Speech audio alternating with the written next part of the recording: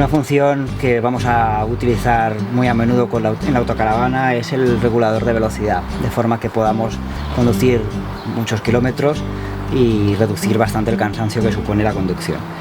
Para eso tenemos una palanca a la izquierda del volante, en la parte inferior, con la que podemos seleccionar tanto el ajuste de regulador de velocidad como de limitador de velocidad. Es muy sencillo de utilizar, simplemente giraremos este anillo hacia arriba si queremos usar el regulador,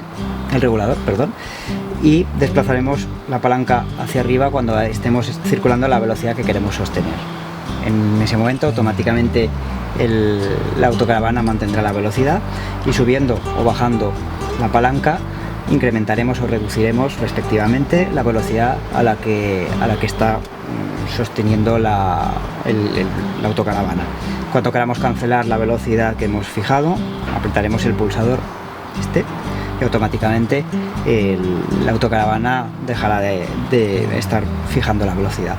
Recordamos que cuando apretamos el embrague o el freno, el sistema de regulación de velocidad se anula automáticamente.